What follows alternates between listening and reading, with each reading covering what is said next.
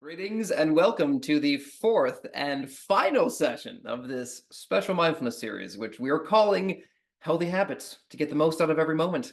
I'm John Roberts, Operations Manager for Mindfulness-Based Learning at Point 32 Health and its family of companies, which include Harvard Pilgrim Healthcare and Tufts Health Plan. Now, in this series, we've been introducing and unpacking practices to support you in feeling energetic, vital, and confident through every phase of life. Each week's session has had a theme. This week's theme is about enjoying your purpose-driven life to its fullest. Now, in a few minutes, we'll be introducing a guided meditation related to this theme, and later on, we'll give you an additional practice, which will help you bring this theme into the flow of your everyday life. Our guide in this worthy work is once again Kell Julliard. Kell was Director of Clinical Research at NYU Langone, during which time he published several peer-reviewed papers on the importance of mindfulness practice, especially for clinicians, but also for any of us. Currently, Kell teaches mindfulness for Turgar International, as well as for Point 32 Health's own Mind the Moment program. Welcome, Kell. Thank you, John. As always, I'm thrilled to be here with you and our participants. How time flies. I can't believe it's the last session. It's a good, it's a good feeling, isn't it? I feel like we've done some good work here. Now, Kell, the theme of last week's session, as you know, was befriending your body, even when it's having a bad day. And the flow of life micro practice that you invited us to experiment with was this. You said when we found ourselves feeling pain or discomfort, you invited us to first bring awareness to the discomfort, to just know that we're experiencing it. And doing that can create some sense of spaciousness around the discomfort. But then, Kell, you suggested something further, redirecting attention from the place of discomfort to either a feeling of the body as a whole or to some neutral or pleasant sensation in the body. Now, if folks had a chance to try this technique out, we'd love to hear about your experience of it. Please do open up the chat. Let us know how it went for you, what surprised you. But we'll make sure to get back to your comments a little bit later. Now, Kell, I can tell you that I did a little bit of a twist on this practice for myself. Let me see what you think. Recently, I found myself having a little bit of trouble falling asleep at night because of various worries about things going on in the world. You might say I'm experiencing more existential discomfort than physical discomfort, but no less unpleasant, in my opinion. And when that was happening, I realized that I could rely on this just kind of truckload of pleasant sensations that was really all around me as a way of redirecting my attention away from my mental chatter. Like even just the feeling the sheets on my legs felt very, very genial. The feeling of the wind blowing in from the fan in what was, kind of a warm room otherwise, that felt like a very pleasant contrast. And it really did help me settle into a more a place of a little bit more ease, I guess you might say. It felt like a win to me. That's great, John. Our meditation last week did include bringing awareness to physical discomfort. But in addition, like you said, we mentioned broadening the focus of our awareness can be useful when we're dealing with change or challenging emotions.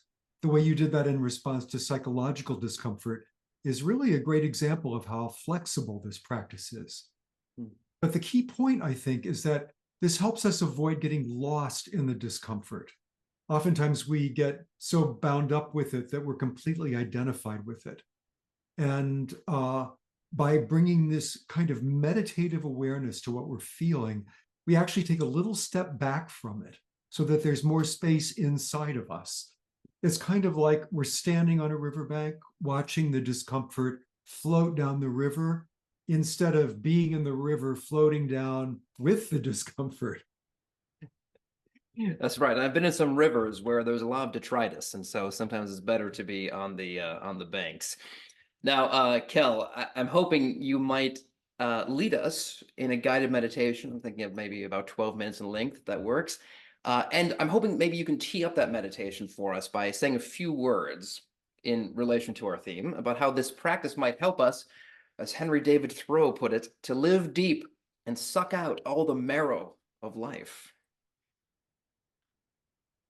So, the meditation we're going to do today can really enhance our lives in a number of ways. It's based in gratitude and positive feelings, in really recognizing and savoring the positive things in our lives. The neuroscientists who are doing research on this are really educating us about what they call the built-in negativity bias of the brain. So, just in brief, our brains are organized understandably so that we automatically turn our awareness toward anything that could be a threat to our survival, to our identity. We then focus on that situation until the threat is gone. But in this modern world, things we perceive as threats are often symbolic, and they may be out of our control in terms of doing anything about them. An email from our boss, a post on social media, or something in the news. And these things bombard us throughout the day from many sources. So our anxiety response gets triggered, that built-in negativity bias, focusing on threats over and over and over again, which keeps our nervous systems on high alert.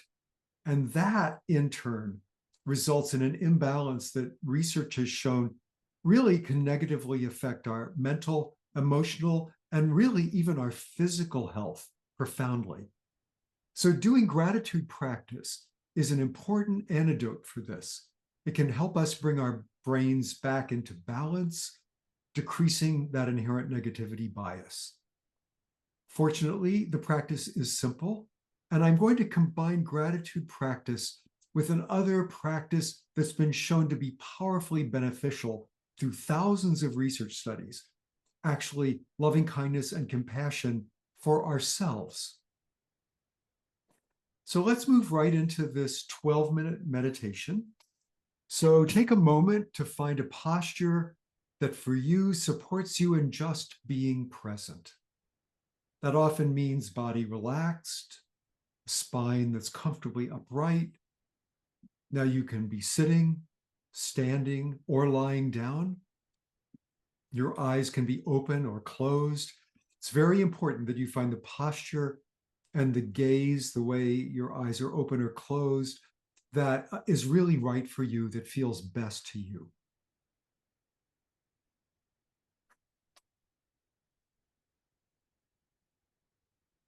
And as you let yourself relax in this posture, simply know that you're aware and alive in this moment.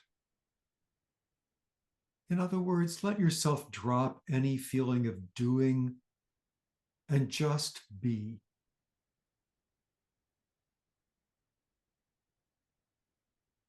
A nice way to enhance that is to simply let the natural exhaling of each breath take you deeper into relaxation. So when you get ready to breathe out, just really let the breath go naturally on its own.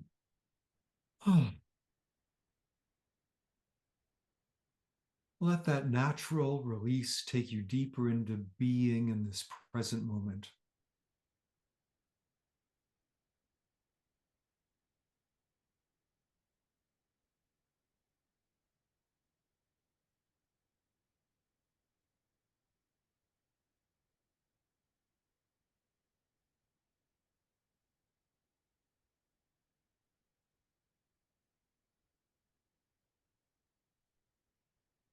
We're resting now in what neuroscientists call open presence or open awareness.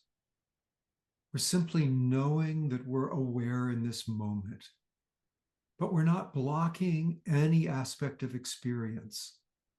Thoughts, feelings, sounds, colors, body sensations. Just notice as they arise, stay for a while, pass away, that all that's happening in awareness. So just know you're aware in this moment.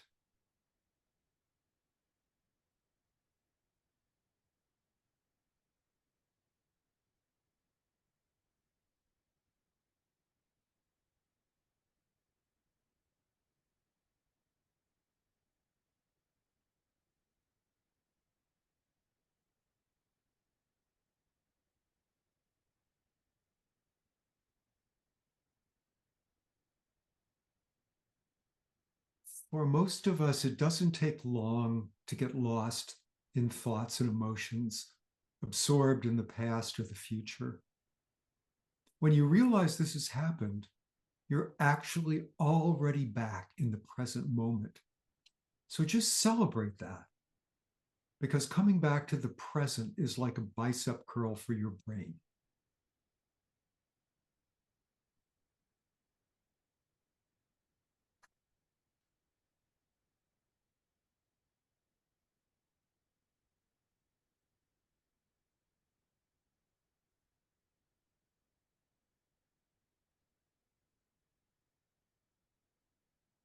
As sensations, thoughts, and emotions come and go, notice how awareness accepts any experience that arises. How all of these things just appear in awareness without effort.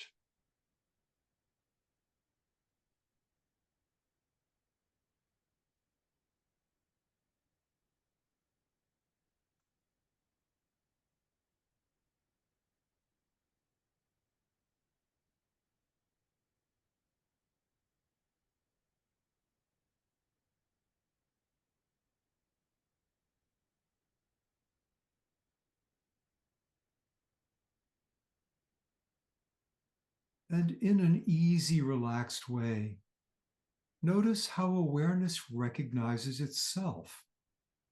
It's simple. You just know you're aware in this moment.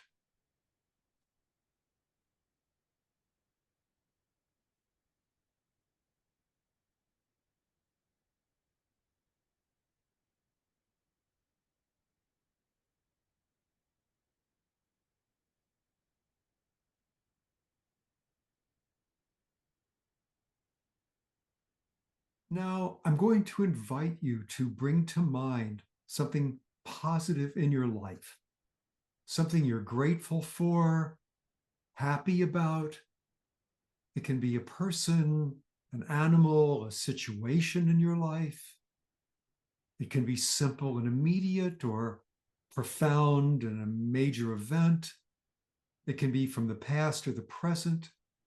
The important thing is that it feels positive to you, that you're grateful for it. So take a moment just to find something. Don't stress about this. Just pick something that you feel grateful or positive about in your life.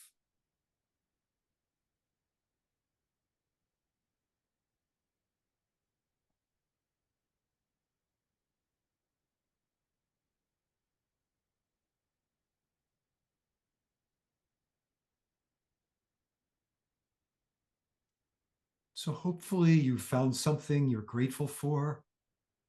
Now savor this experience. Bring whatever you're grateful for vividly to mind. You can recall sights, sounds, colors, feelings, memories, anything that will make it more real to you in this moment. So just go deeply into that, savoring the experience.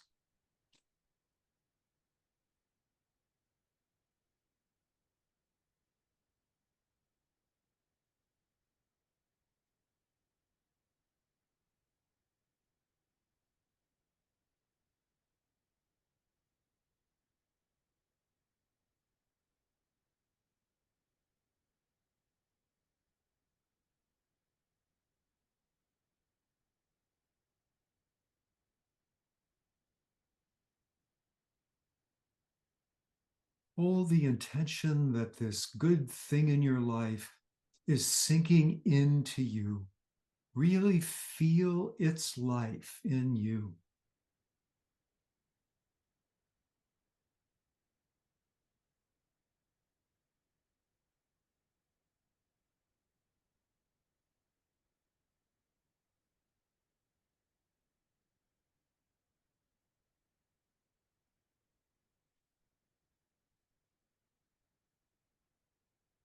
Now check in with yourself to see how you feel right now, as opposed to, let's say, 10 minutes ago, now that you've savored something positive in your life. Just notice your mood, the emotion, the feeling that's present. No need to change it. Just bring awareness to it.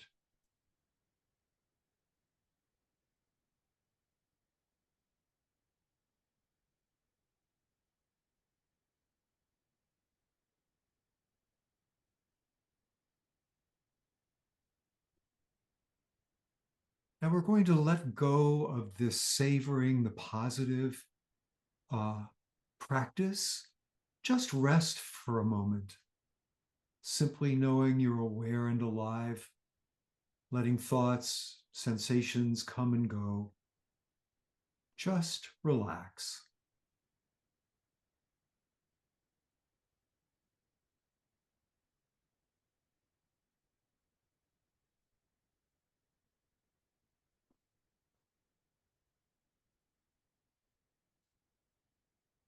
Now we're going to, for a few moments, explore directing loving kindness and compassion toward ourselves. This fits into our theme of enhancing the positive dimensions of our lives. And there's thousands of research studies that show the benefit of doing this practice. So first notice in yourself this wish to be happy, to be free from suffering. It's right here with us now. It brought us, each of us, to this session. We're hoping to find some kind of happiness now and for the future in what we learned today here. So just recognize that that wish for happiness and a better life is with us, informing our actions right now.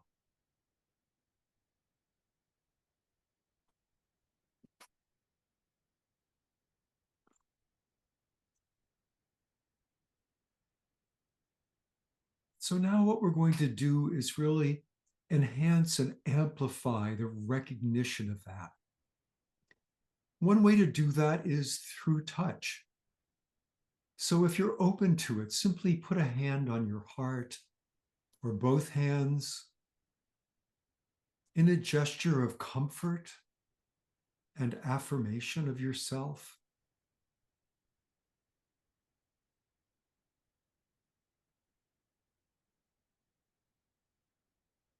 You can also try bringing a slight smile to your face. Just let your mouth very slightly smile.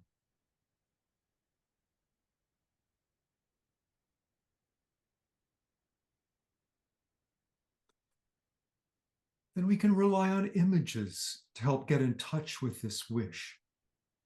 Imagine yourself surrounded by a warm glow of love, or the feeling of a hug. In your imagination, see if you can call up this glow, this feeling of being embraced in love, in acceptance.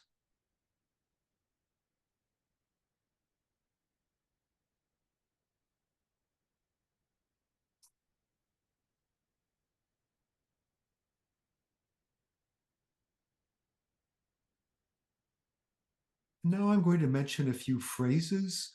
See if any of these resonate for you in this moment.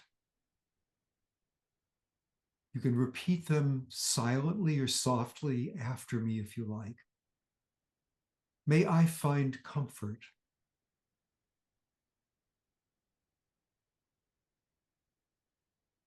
May I know calm and peace.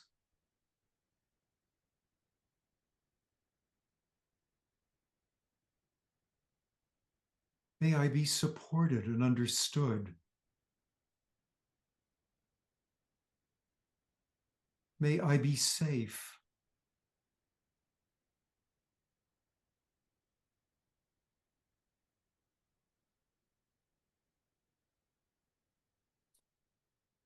May my needs be met.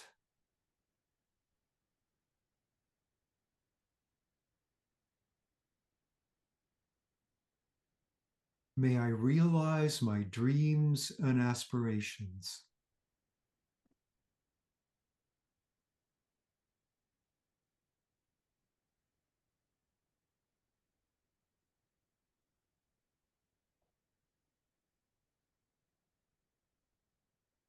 as we come to the end of this meditation, just let yourself drop any sense of doing that might be present and just be. Just know you're aware and alive in this moment. Rest in the spaciousness of awareness itself.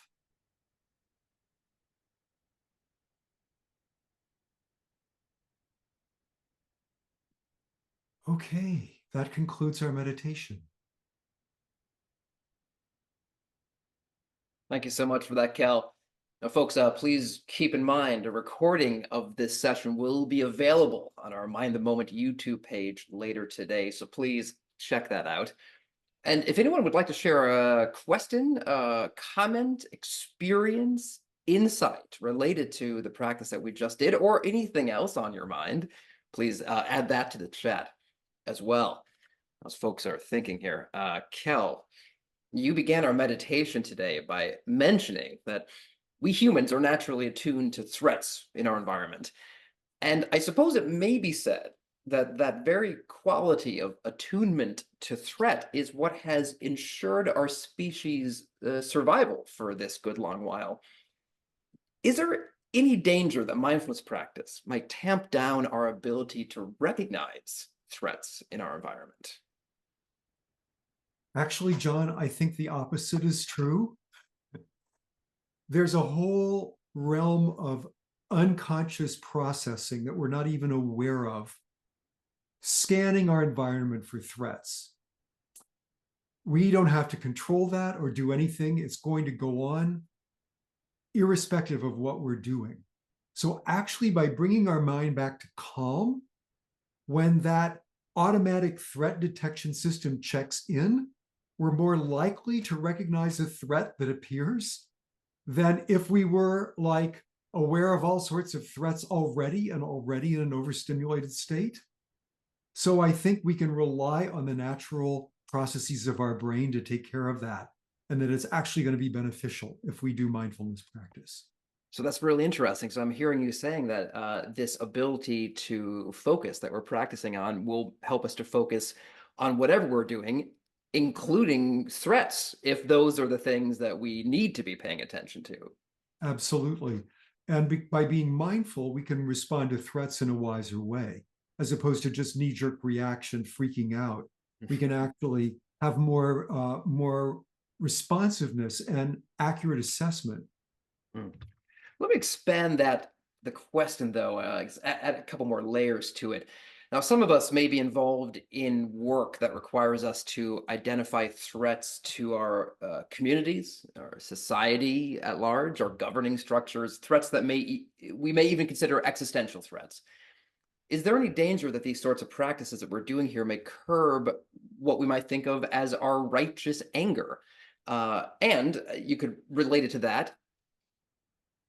How much should we consider threats to our way of life to be worthy of our respect, our time, our energy?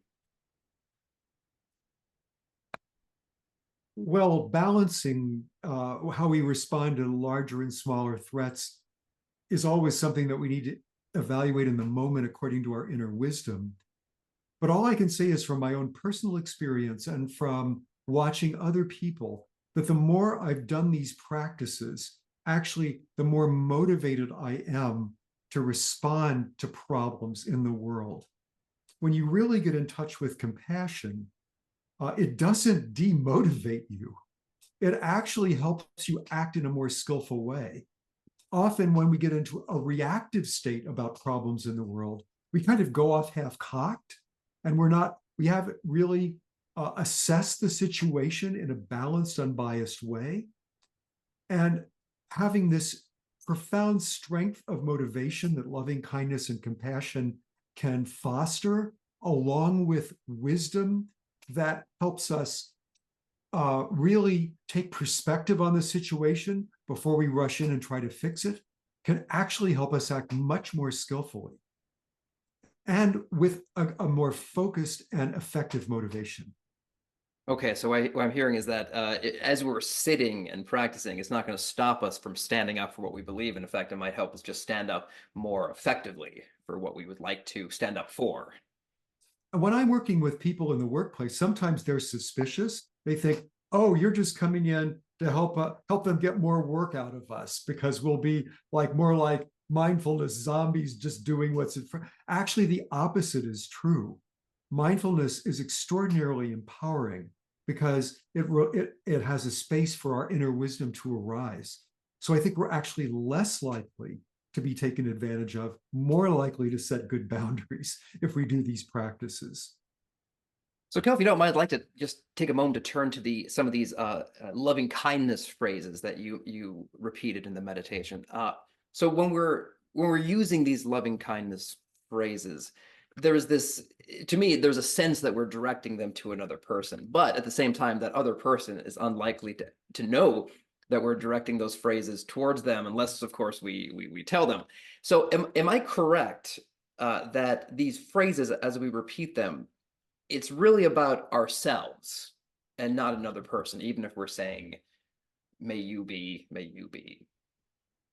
That's correct in the short term, but they are definitely about opening our own heart. And I want to say, first of all, that opening the heart and being a doormat for other people and having no boundaries and let people walk all over you those are two very different things.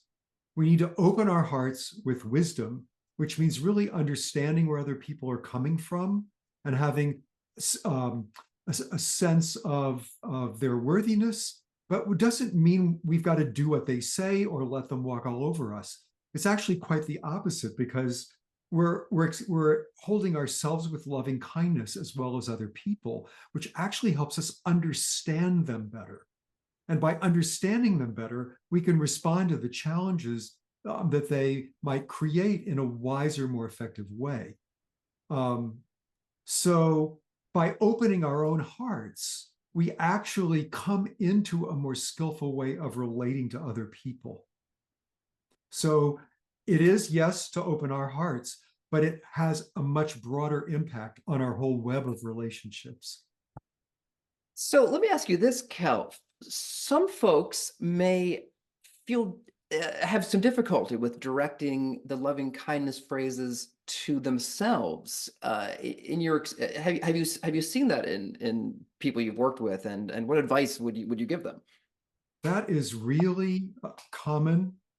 It can actually take years to overcome the obstacles to self-compassion and loving kindness for oneself. The fact that there's thousands of research studies supporting the benefits of this, and the fact that people who are self-compassionate actually take better responsibility when they make a mistake, they stand up for themselves better, they tend to achieve their goals more effectively. So it really is a very powerful thing. But for those of you that for whom this is challenging, and it's true with many of us, including me, it's quite a journey for me to move into self-compassion. I recommend Kristin Neff's Mindful Self-Compassion Workbook. You can go to her website, self-compassion.org, and find that book. The book's easily available, the Mindful Self-Compassion Workbook by Kristin Neff. It's really an extraordinarily wonderful way to work through these obstacles to self-compassion. Kel, so taking it back around to the top, the subtitle of today's session is Enjoying One's Purpose-Driven Life to Its Fullest. And the scope of what gives a person purpose, it's a wide range, obviously. There may be those among us thinking gratitude is great, but I'm more concerned with accomplishments at work or building a substantial financial foundation for myself and my family. Do you think mindfulness has any role to play if one's purpose at this moment tends to be pointed in those sorts of directions? So it's really important to remember that all of those purposes come out of our desire for happiness and freedom from suffering. In other words, loving kindness and compassion. So when you recognize the motive for those, it creates a context that helps you implement them more wisely. If we're driven by fear and obsession with money above all other things that are that give a rich and rewarding life, then that's going to lead us down a path that's ultimately doesn't create the happiness and freedom from suffering that it promises. So by recognizing this motivation through these phrases and meditations, we're more likely to keep these um, impulses to have a great financial portfolio and great success on our job, to keep them in balance. It doesn't mean we get rid of them. It means we do them in a more effective way that really serves us rather than us serving them. Okay, so it's not one or the other. It's really just a matter of Not at all. finding Not at that, all. threading that needle, as it were. Well, Kel, so we know from research that doing guided meditations like the one we did today with you confer a number of benefits. And we'd love for folks to go back to the recording of the session later to do the meditation we did today as many times as they might like. But for those of us who may not on a daily basis, I should say, have 12 minutes or even 10 minutes to meditate, is there something you can suggest for us for this week going forward, a practice that we might do within the flow of our lives? Well, the good thing is we've done this every time. We've always had a practice within the flow of life. So you don't have to take any time out of your day to do these practices.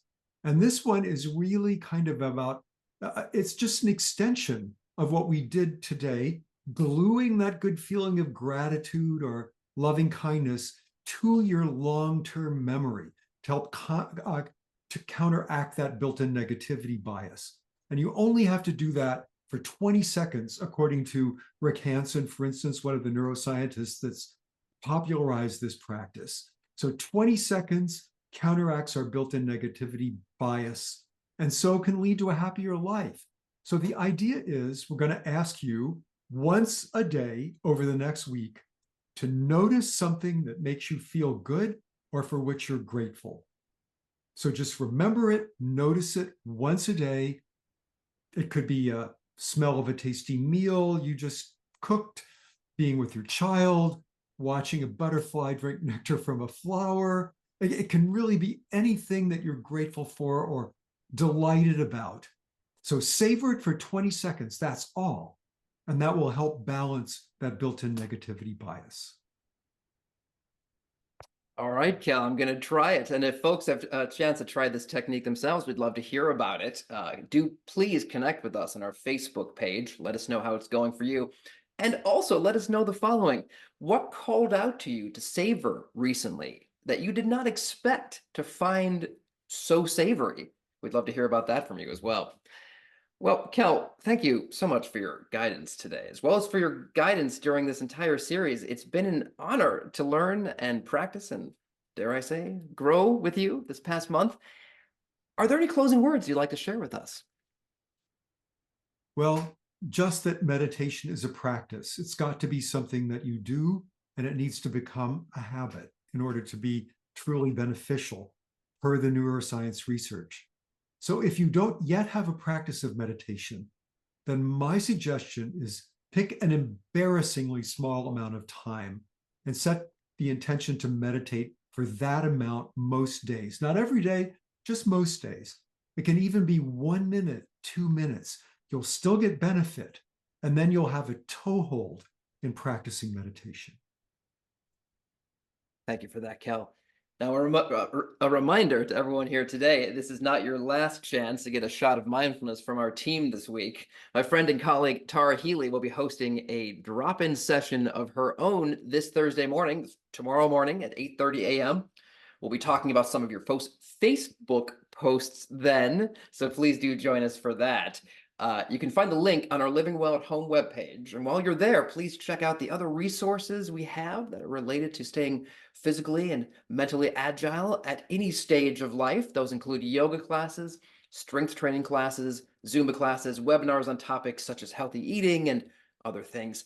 Now, we'll be back in not too long with more mindfulness series just like this one. So please do keep an eye on our Living Well homepage and our Facebook page for more information about what we have coming up. Thanks everyone for joining.